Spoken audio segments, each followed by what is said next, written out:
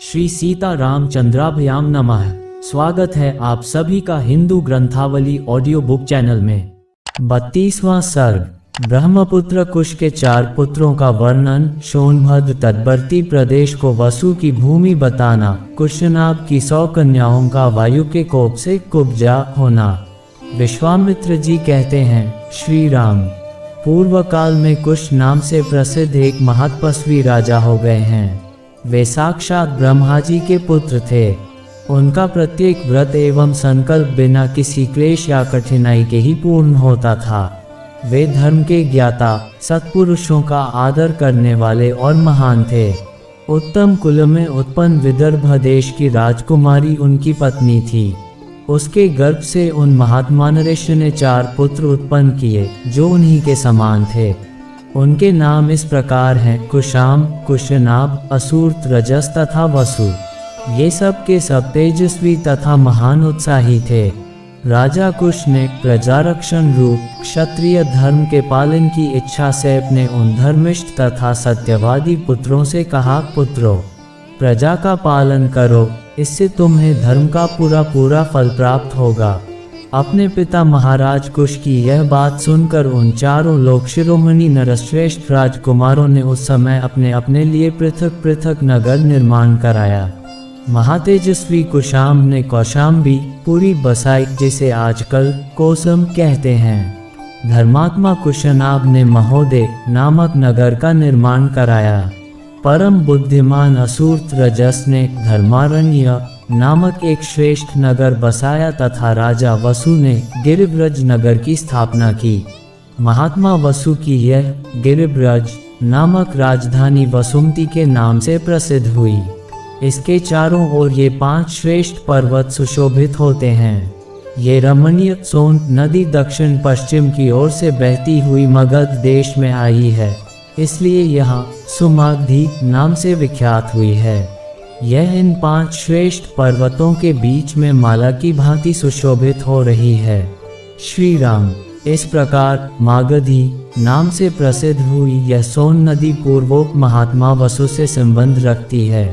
रघुनंदन ये दक्षिण पश्चिम से आकर पूर्वोत्तर दिशा की ओर प्रवाहित हुई है। इसके दोनों तटों पर सुंदर क्षेत्र उपजाऊ खेत हैं, अतः ये सदा सस्य मालाओं से अलंकृत हरी भरी खेती से सुशोभित रहती है। रघुकुल को आनंदित करने वाले श्री राम धर्मात्मा राजर्षि कुशनाभ ने घृताची अप्सरा के गर्भ से परम उत्तम 100 कन्याओं को जन्म दिया। वे सब की सब सुंदर रूप लावण्य से सुशोभित थीं। धीरे धीरे युवावस्था ने आकर उनके सौंदर्य को और भी बढ़ा दिया। रघुवीर एक दिन वस्त्र और आभूषणों से विभूषित हो वे सभी राजकन्याएं उद्यान भूमि में आकर वर्षा ऋतु में प्रकाशित होने वाली विद्युन्मालाओं की भांति शोभा पाने लगीं। सुंदर अलंकारों से अलंकृत हुई वे अंगनाएं गाती, बजाती और नृत्य करती हुई वहां परम आमोद प्रमोद में मग्न हो गईं। उनके सभी अंग बड़े मनोहर थे। इस भूतल पर उनके रूप सौंदर्य की कहीं भी तुलना नहीं थी। उस उद्यान में आकर वे बादलों के ओट में कुछ कुछ छिपी हुई तारिकाओं के समान शोभा पा रही थीं। उस समय उत्तम गुणों से संपन्न तथा रूप और यौवन से सुशोभित उन सब राजकन्याओं को देखकर सर्वस्वरूप वायु देवता ने उनसे इस प्रकार कही, सुंदरियों, मैं तुम सबको अपनी प्रेयसी के रूप में प्राप्त करना चाहता हूँ। तुम सब मेरी भार्याएं बनोगी। अब मनुष्य भाव का त्याग करो और मुझे अंगीकार करके देवांगनाओं की भांति दीर्घायु प्राप्त कर लो। विशेषतः मानव शरीर में जवानी कभी स्थिर नहीं रहती, प्रति क्षण क्षीण होती जाती है। मेरे साथ संबंध हो जाने पर तुम लोग अक्षय यौवन प्राप्त करके अमर हो जाओगी। अनायास ही महान कर्म करने वाले वायुदेव का ये कथन सुनकर वे 100 कन्याएं वहेलना पूर्वक हंसकर बोलीं, सुश्रेष्ठ, आप प्राणवायु के रूप में समस्त प्राणियों के भीतर विचरते हैं, अतः सबके मन की बातें जानते हैं। आपको यह मालूम होगा कि हमारे मन में आपके प्रति कोई आकर्षण नहीं है।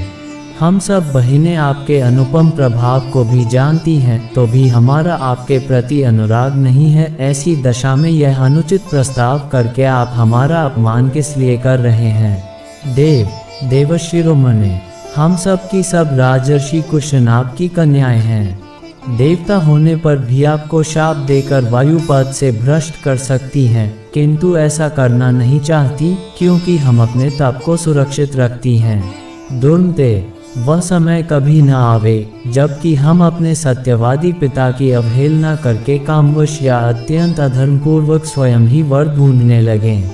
हम लोगों पर हमारे पिताजी का प्रभुत्व है, वे हमारे लिए सर्वश्रेष्ठ देवता हैं।